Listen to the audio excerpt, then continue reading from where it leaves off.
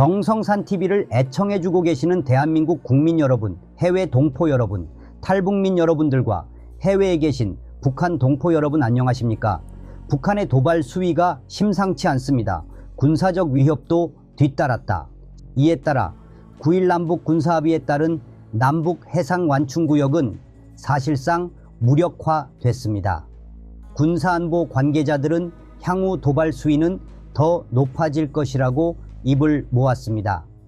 김정은이 지난해 천안함 연평도 도발의 주역인 김영철 전 정찰총국장과 목함지뢰 사건을 주도한 이영길 총참모장, 박정천 군정지도부장을 일선에 복귀시킨 것도 이런 관측을 뒷받침합니다. 김정은이 언급한 대사변은 전면전을 의미합니다. 전직 정보기관의 한 고위 관계자는 연초 도발은 핵 전면전 준비와 연계된 도발이라는 것을 상정해야 한다면서 2024년은 북한 핵 폭주의 원년이 될 것으로 어느 때보다 실전 대응이 중요한 상황이라고 했습니다. 한반도 안보 위기설이 고조되는 가운데 대북 문제 해결 방안으로 김정은 제거론이 거론되는 배경이다. 도발 원점 타격, 전술핵 재배치, 자체 핵무장론에서 나아가 김정은과 수뇌부 세력을 직접 제거하는 작전까지도 고려하게 된 것입니다. 전직 정보기관의 한 관계자는 비핵국가가 핵국가에 대항하려면 상대방이 핵 발사 버튼을 누르기 전 적 지휘부를 무력화시키는 능력을 보유하고 있어야 한다고 했습니다. 실제로 지난 연말 신원식 국방장관은 북한의 도발 확대 움직임에 참수라는 용어도 꺼냈습니다. 신원식 장관은 12월 18일 한 방송에 출연해 김정은이 가장 두려워한다는 참수작전 훈련이나 전략자산 추가 전개를 할 수 있느냐는 질문에 참수에 대해서 공개적으로 말씀드리기 어렵다면서도 두 가지 다 옵션으로 고려하고 있다고 했습니다. 참수는 말 그대로 목을 벤다는 뜻으로 편의상 사용하는 말입니다. 순화했으면 적지휘부 제거나 적지휘부 무력화입니다. 위험 부담이 큰 만큼 적극 고려사항은 아니지만 우리 군은 전시는 물론 평시에도 김정은 제거 작전을 수행할 전력을 보유 중입니다. 전시 상황에서 김정은 등 북한 지도부 제거 임무를 수행하는 곳은 지난 2017년 12월 1일 출범한 특수전사령부의 제13 특수임무여단입니다. 특임여단의 적지휘부 무력화 임무는 북한에 대한 대량 응징보복 작전의 일환으로 KMPR은 북핵에 대비하는 삼축체계 중 킬체인과 함께 공격에 해당한다. 1000명 안팎으로 알려진 이들은 전시에 수중 및 지상 공동 작전이 가능한 소총과 특수수송 헬기, 폭파 장비, 특수무기 등을 이용해 지도부를 제거하는 작전을 수행합니다. 전시 제거 작전이 전승을 목표로 한다면 평시 제거 작전은 전쟁 방지와 통일에 방점이 찍혀 있습니다. 군정보 소식통은 흔히 군인을 전시 전투 병력이라고 생각하지만 국방의 본뜻처럼 군의 존재 제1목적은 전쟁의 방어라면서 전쟁을 막으려면 정보가 필수라고 했습니다. 수집한 정보 등에서 김정은의 전쟁 결행 의지가 읽힐 경우 선제 타격에 나설 수 있다는 의미입니다. 이 소식통은 이어 평시 제거 작전은 전쟁 전타격이 목적이라면서 그러나 선제 타격 후 만일 전쟁이 나지 않으면 우리가 먼저 도발한 게 돼버리기 때문에 고도의 정보전이 선행돼야 한다고 했습니다. 이때 제거 방법은 극비입니다. 다만 군 소식통에 따르면 북한 러시아 장비를 이용해 북한 내부 소행으로 완벽히 위장할 수 있는 전략과 전력을 보유하고 있다고 합니다. 가령 러시아산 인명살상용 화학무기의 사용과 출발 지점이 모호한 무인기 공격 등으로 추정되지만 확인된 사항은 아니다. 지난 2019년 5월 미국 또한 이란의 거셈 솔레이만이 이란 혁명수비대 정예군사령관을 MQ-9 리퍼 무인공격기로 암살했다. 해당 사령부 장교 출신 한 인사는 흔히 쓰는 자살당한다는 표현처럼 흔적 없이 제거하는 병수를 갖추고 있지만 이미 실행됐거나 공개된 방식은 아닐 것이라고 했습니다. 실행에는 정예부대 인력이 동원된다고 합니다. 부원들을 한번 써먹고 잡아먹는다는 의미에서 땡땡 부대로 불리는 인원도 포함된다고 합니다. 이들은 북침 대비 훈련 시 인민복을 착용하고 매일같이 북한의 혁명 찬양가를 부른다고 전해집니다. 이 인사는 해당 부대는 이른바 가미카제 자폭 부대로 가는 계획만 있고 오는 계획은 없다면서 대원들은 애초 있어서는 안 될 조직의 업무를 수행하므로 국제협약의 보호도 받지 못한다고 했습니다. 평시 제거 작전을 실행에 옮기기 위해서는 정보자산 확보가 가장 중요하다. 북한 수뇌부의 동태와 동선을 알아내 타격 시점과 위치를 정확히 짚는 게 핵심이라서입니다. 우리 군은 자체 정찰기를 운용 중이고 휴민트나 테킨트, 기술정보, 시긴트, 신호정보를 통해 김정은 동선 정도는 수집이 가능하지만 한미일 정보 협력을 통하면 좀 더 정확한 위치 정보를 얻을 수 있다. 미국은 수백 대의 군사 정찰 위성이 있고 그 중에서는 해상도가 5cm인 것도 있습니다. 우방국인 일본도 정찰 위성을 꽤나 가지고 있습니다. 김정은은 평양 외 지방에 30여 개 특각을 보유 중이고 지하 100m 깊이의 대피소와 유사시 중국으로의 도주를 위한 터널까지 파놨다고 합니다. 반면 북한의 정찰 감시 기능은 다소 취약하다는 분석입니다. 2022년 12월 북한 무인기가 5년 만에 한국 영공을 침범, 서울 상공까지 비행해 발칵 뒤집힌 적이 있습니다.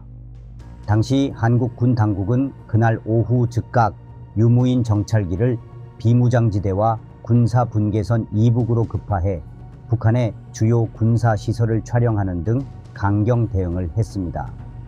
정보기관 북한 파트 한 관계자는 그러나 북한은 우리 군의 이 같은 대응을 전혀 인지하지 못했다면서 한국신문 보도를 통해 이를 알게 된 김정은이 방공 및 경계 책임자들을 모두 숙청했다는 정보도 있다고 했습니다. 김정은의 위치가 파악되면 본격적인 잠입이 이루어지는데 이에 앞서 내부 협조자 구축은 필수입니다.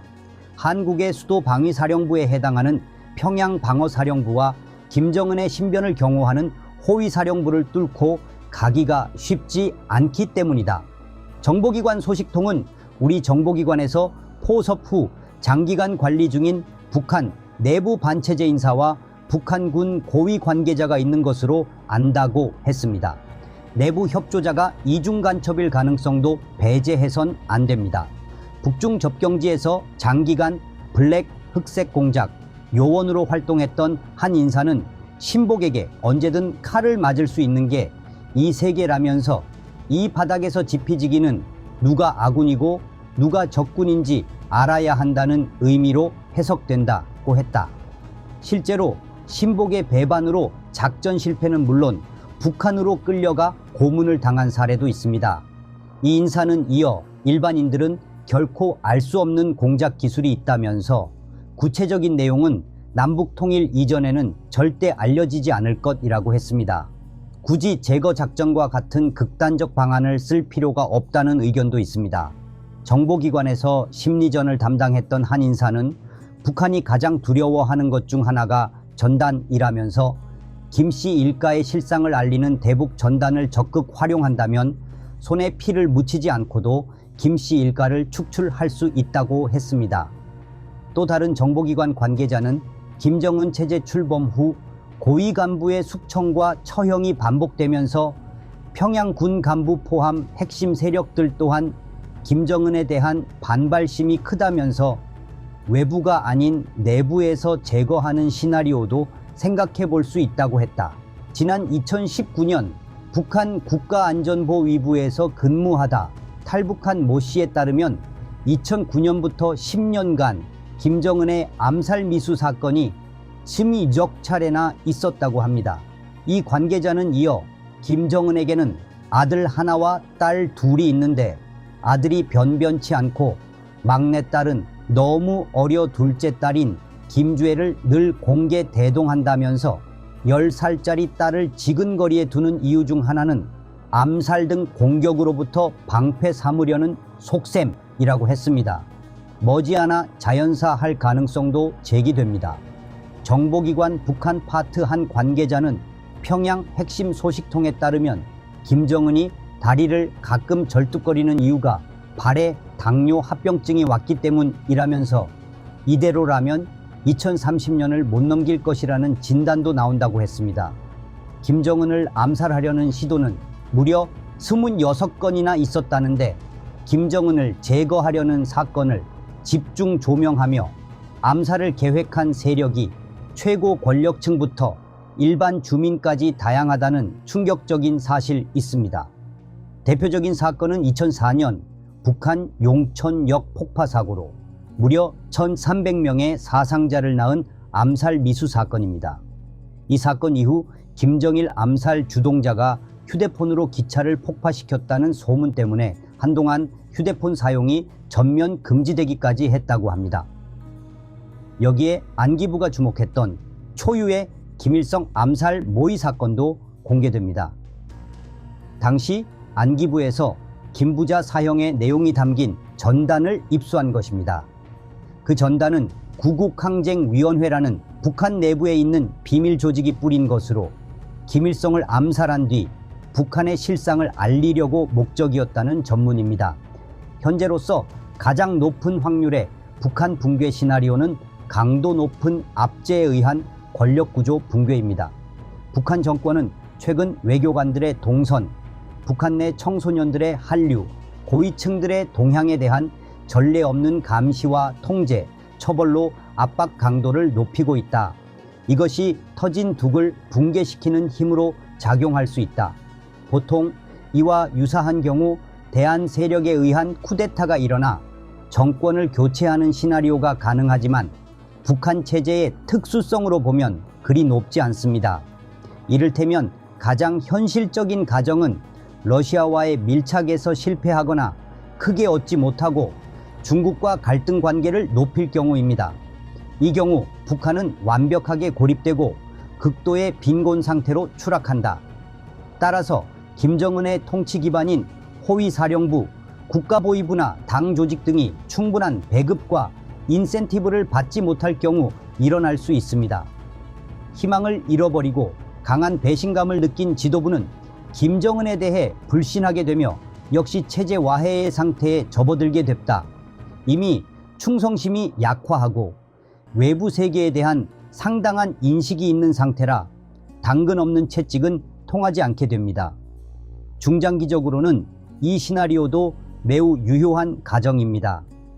마지막으로 김정은 자신의 멘탈리티 붕괴로 인한 통제력 상실을 생각할 수 있습니다. 독재는 1인 체제만으로 설명할 수 없으므로 독재자의 완벽한 멘붕 상태는 가정하기 어렵지만 이미 김정은의 멘붕 증세는 다양하게 보고되었습니다. 잦은 눈물, 최악의 건강 상태에 의한 정신적 고통, 폭음과 불면 등입니다. 일반적으로 독재자의 정신적 분열 증세나 심리적 불안정 문제는 어느 독재 정권에서나 흔한 일이었습니다. 김정은의 불안함은 곧 측근 시스템의 과도한 의사결정 개입과 권력구조 혼란 또는 잦은 숙청 등으로 이어집니다. 이미 북한 내에서 자주 일어난 일이기도 합니다. 최근 오물풍선 사건 역시 그런 궤에서 이해해야 한다. 정신적 문제는 잦은 오판을 낳고 이런 과정에 누적되면 체제 약화와 붕괴는 시간 문제가 됩니다. 북한 정권 붕괴는 피할 수 없는 귀결입니다. 이념이든 현실이든 모든 면에서 실패한 정권이 통제력만으로 유지된 사례는 역사적으로 단 한 번도 없었습니다. 적어도 국민들이 아주 무지몽매하지 않다면 그렇다는 것이다. 과거에도 북한 주민들은 외부 정보가 부족했던 점 외에는 세계 어느 국민에 비하더라도 뒤떨어지는 지적 수준이 아니었습니다. 여기에 외부 세계에 대한, 특히 동족인 한국에 대한 정보들이 충분히 공급된 상태입니다. 김정은을 포함한 북한 지도부는 이러한 주민들의 인지 능력과 불만, 욕구를 감당할 수준의 통치자가 아닙니다. 시간 문제다. 결과가 정해졌다면 이제 붕괴 다음의 시나리오가 필요합니다. 정성산TV 좋아요, 구독, 알림은 큰 힘이 됩니다. 후원해주시는 모든 분들께 가열차게 멸공.